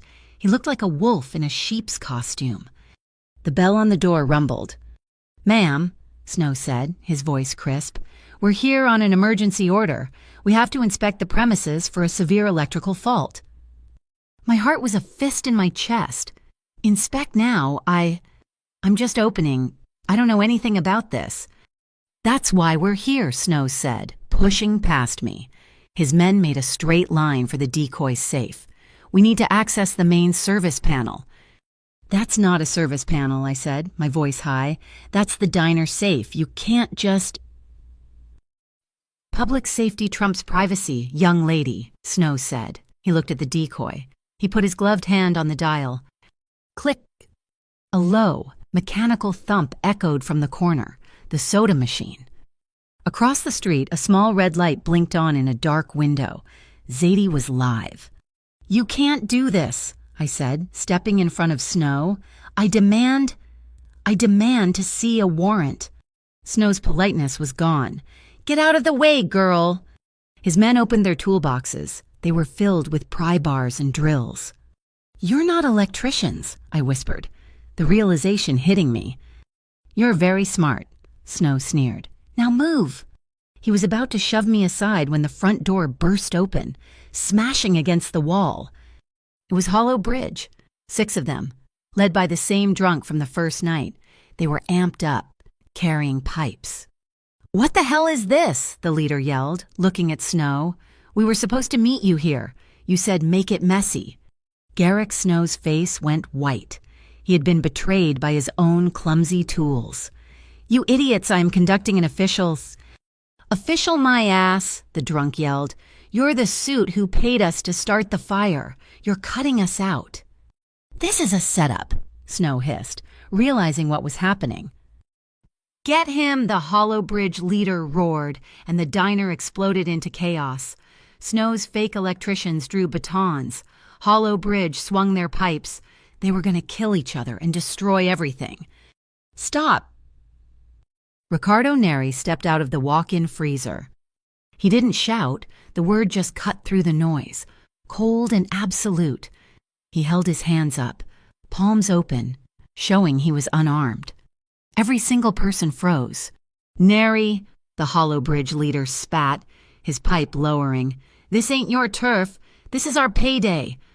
"It is my turf," Ricardo said, walking calmly to the center of the room. "And he pointed at Snow, is robbing you." He looked at the Hollow Bridge leader. How much did he pay you to burn this place down? 10,000.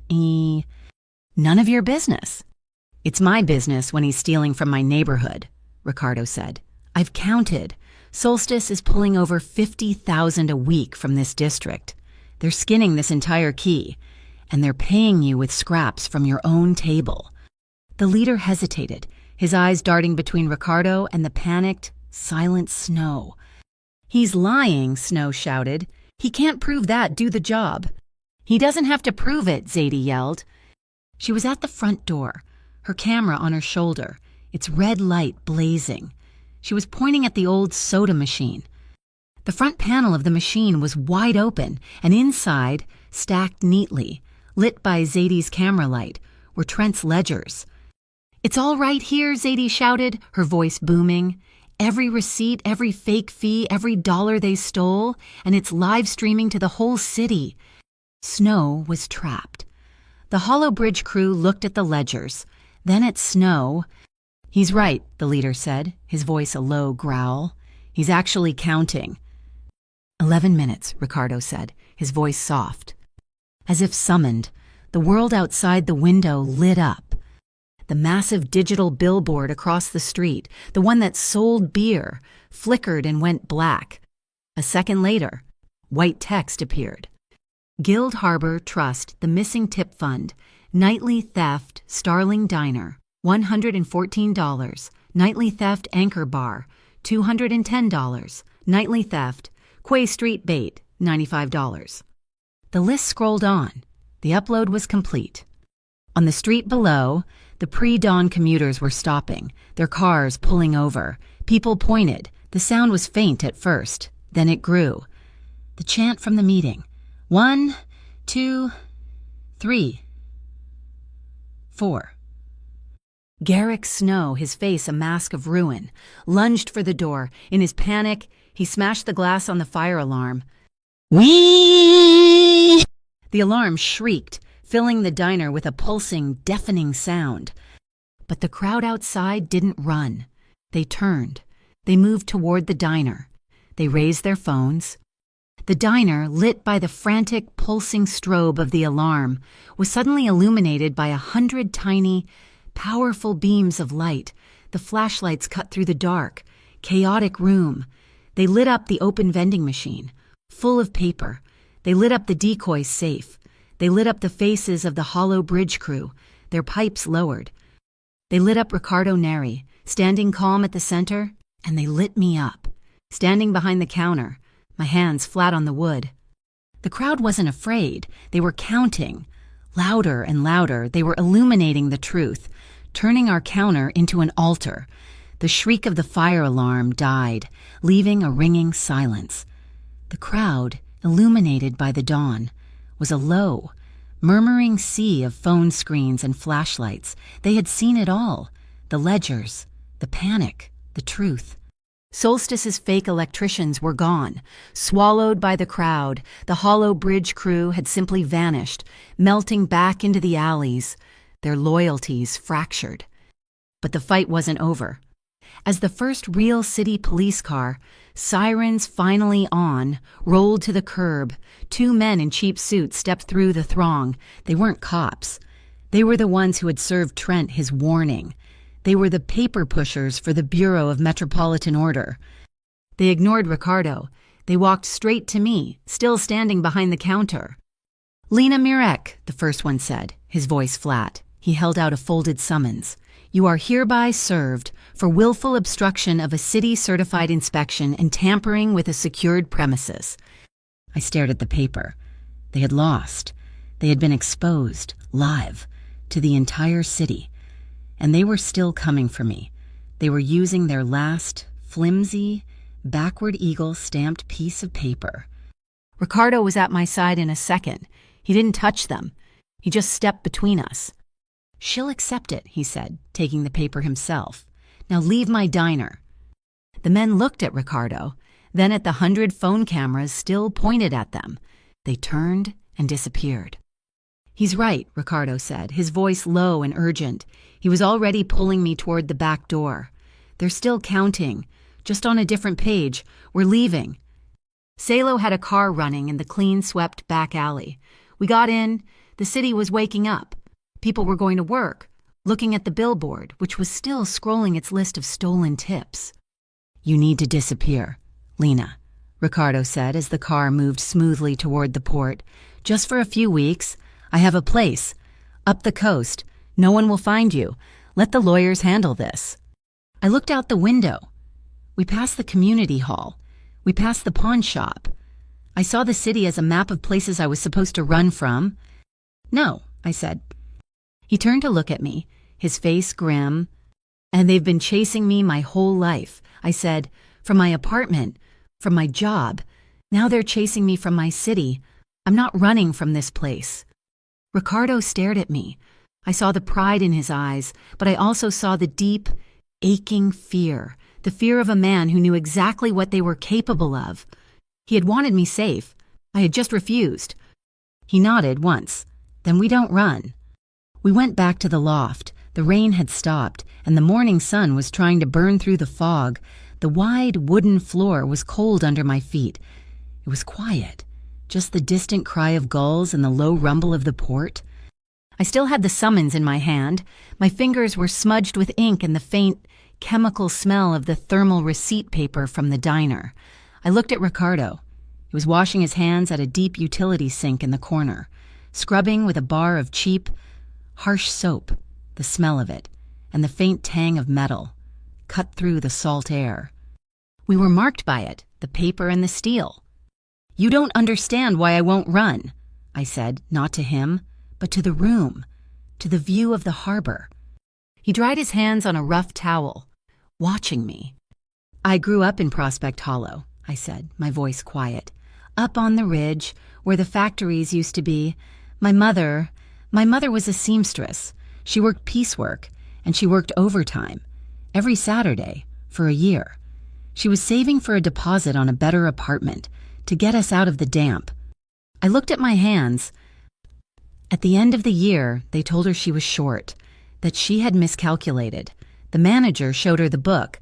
The numbers don't lie, he told her. He'd been recalculating her overtime, rounding it down, 10 minutes here, 15 minutes there. It was just gone. They had counted her life for her, and they had counted it wrong. I finally looked at him. She never recovered. She never trusted the count again. She stopped saving. She just stopped. I held up the summons. I hate it.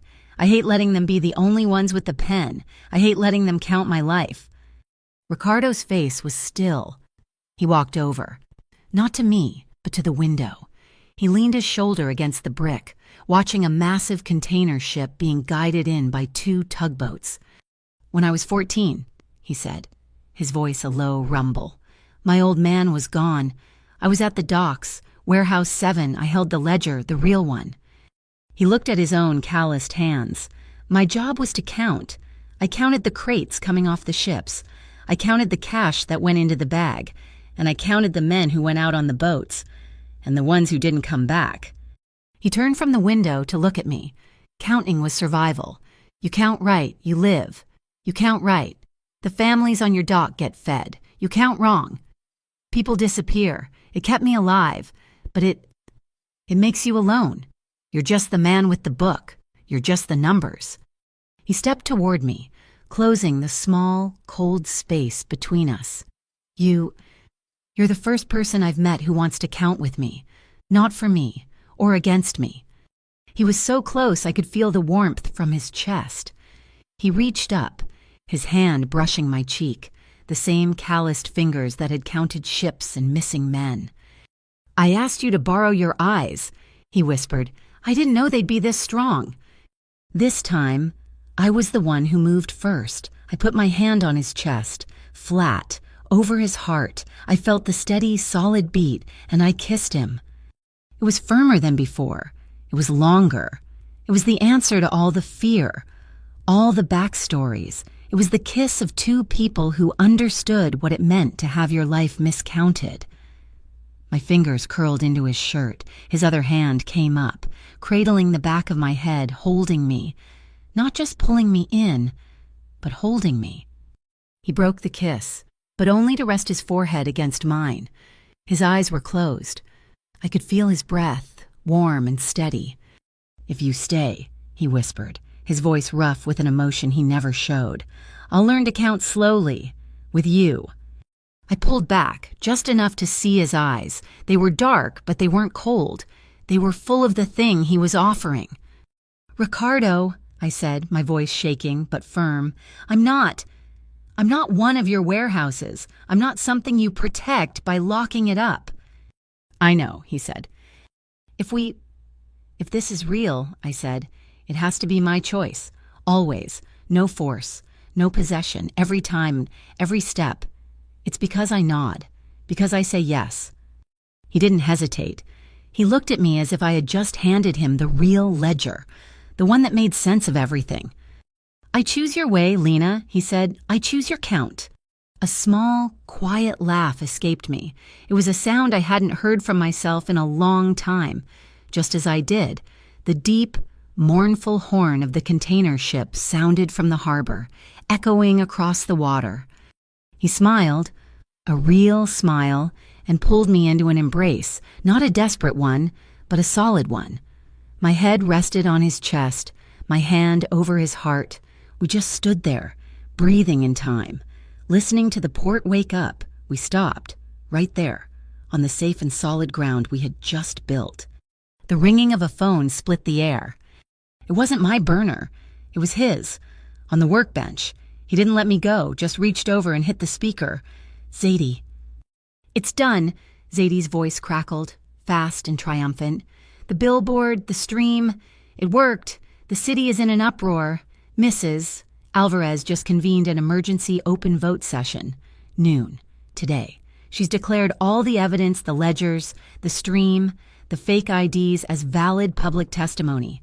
Solstice is trying to file an injunction, but they're too late." Ricardo looked down at me, his eyes sharp. "It's time," he said, his voice low. "It's time to let the city count." We moved toward the door. I grabbed my jacket. Ricardo picked something up from the bench. He stopped me at the door. "Wait!" He held out his hand. In his palm was his watch, the simple brushed steel tool that had been on his wrist since the moment I met him. "The police," he said. "They're going to take my testimony. They're going to take me in for questions. I won't be at the vote." My heart stopped. "Don't," he said, seeing my face. "It's part of the count.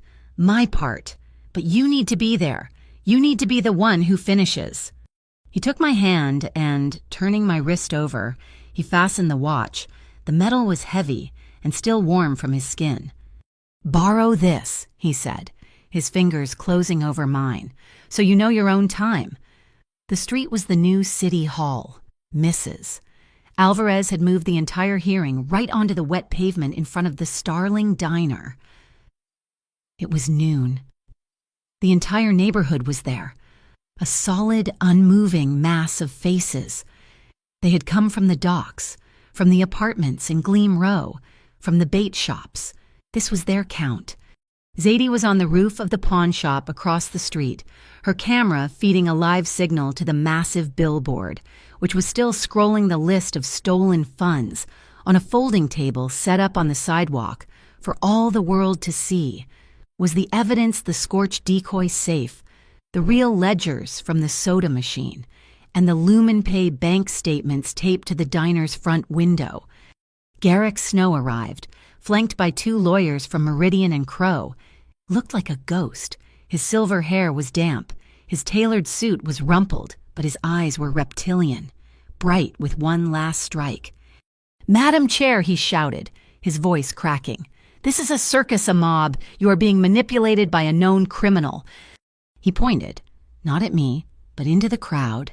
"I have final evidence, video evidence that proves this entire morning was a theatrical setup."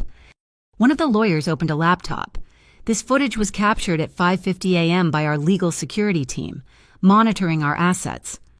The screen showed the dark diner. It showed Ricardo. It showed him and Salo placing the decoy safe. It showed them wiring the soda machine. "You see," Snow shrieked, his voice triumphant, "he tampered with the scene. He planted this evidence. This entire discovery was a fraud, orchestrated by the boss of the North Key docks." The crowd murmured, their certainty wavering. They looked from the screen to the back of the crowd, searching. Ricardo Neri stepped forward. The sea of people parted for him. A silent, respectful wave. He walked to the table, to the microphone, his face perfectly, terribly calm. He looked at the footage on the laptop. "I don't deny it, Mo," he said, his voice, amplified by the speakers, rolled over the street. "I was here." A gasp rippled through the crowd.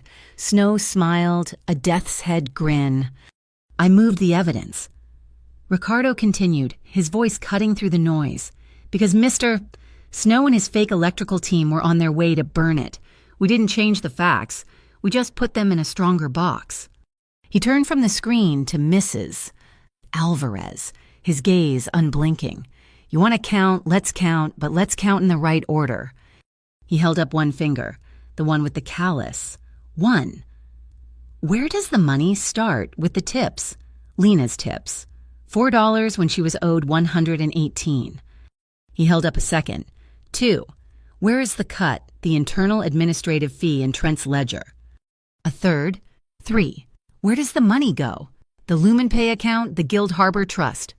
And a fourth. 4. Who gets Rich Solstice Urban Group? He turned, his voice amplified, to the shadows by the alley. "And he invited Hollow Bridge to the party, but he only paid them scraps. I invite them to confirm. How much did Solstice really short you?" From the alley, a low, angry growl of assent. They were here, and they were listening. "It's true." A new voice, thin and reedy. Trent Barlow. He pushed his way through the crowd, his face pale green, but his eyes were, for the first time, clear. He was holding his crumpled, tear-stained employment contract. "It's all true. They made me," he said, his voice breaking over the microphone. "They had a penalty clause, $50,000. They were going to take my house." He laid the contract on the table. The final, pathetic piece of evidence. He turned to me, and the tears came. "Lena, I'm sorry. I'm so sorry. I should have counted right." Before Mrs. Alvarez could respond, the 2 fake Bureau of Metropolitan Order agents shoved their way to the front. "This meeting is illegal," one of them shouted, waving a piece of paper. "We have a municipal order to disperse this crowd and secure this." "Check their IDs," I yelled. My voice was loud, ringing out, amplified by Zadie's microphone. The men froze. Check their identification, I demanded. The crowd surged. Count 'em, a fisherman yelled. Check the count. The crowd took up the new chant. Countdown, countdown, countdown. One of the agents, panicked, fumbled for his wallet. He held up his badge, trying to project authority. A dozen phone cameras zoomed in. Zadie's feed filled the billboard with a high-definition, 10-foot-tall image of the badge. The eagle, someone shouted from the crowd. It's facing the wrong way. The serial number, another voice cried out. It's the same as the one from the alley. It's a fake. The two men tried to run. They didn't get far. The crowd didn't touch them.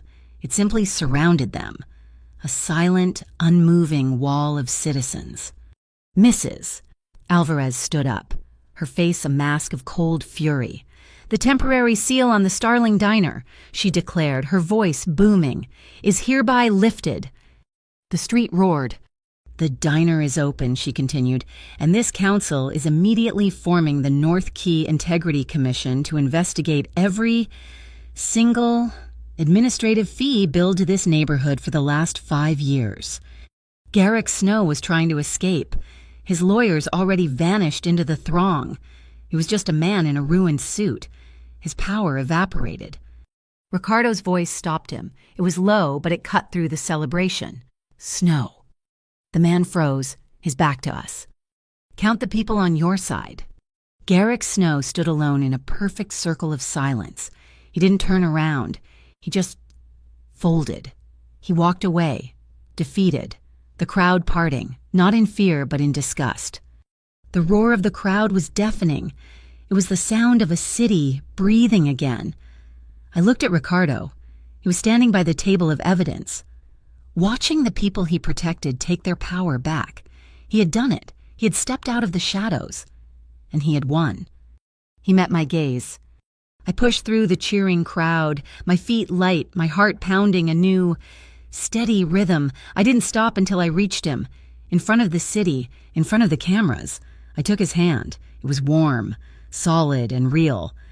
I turned to the microphone, his hand in mine. I'm staying, I said, my voice clear and strong. The crowd quieted. I'm staying, but from now on, we count slow, we count together, with this city. A fisherman, the one who had started the countdown chant, pushed his way to the counter.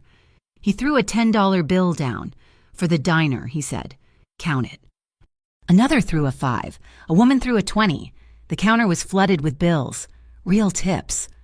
Trent, his face streaked with tears, went behind the counter. He opened the till, and he began to count, his voice growing stronger with every number. No, 110, 115, 118. The number, my number, $118. It rang out like a chorus. The city cheered. Ricardo leaned down, his lips brushing my ear, his voice for me alone, a promise in the middle of the noise. From now on, Lena, anytime they short you, I will make them count again. I turned, my hand tightening in his. I looked at the crowd, at our city. Not I said, loud enough for him to hear. We. The lights of Rookhaven seemed brighter that night. The Solstice Urban Group indefinitely postponed the New Key project. The North Key Integrity Commission began its work, and it started with the Guild Harbor Trust and North Key. Ricardo's crew, they stepped out of the shadows, just a little. They started a community sponsorship officially funding the Integrity Commission. Later, much later, we were in the loft. The rain was a soft, gentle rhythm on the tin roof. The lights of the port were a promise. We kept our promise, the one we'd made on the worn wooden floor. It was warm. It was slow. It was a language of quiet, breathless confirmations. My palm flat against his heart, feeling its steady beat, his forehead resting against mine. It was a language of touch and steady breathing, of hands held and a future promised. It was a count of 2. And it stopped exactly where we had both agreed it should. We had given the city back its count, and as we stood, watching the harbor lights, we knew that if the numbers ever skewed, if the balance ever tipped, we would be there, together, to look them in the eye and say, Count again. Thank you so much for listening to this story. We would love to know where you're listening from, so please drop a comment below and share your thoughts with us. And if you enjoyed this, please subscribe to our channel, Mafia Boss Stories, like this video, and give us a little extra support by hitting that hype button.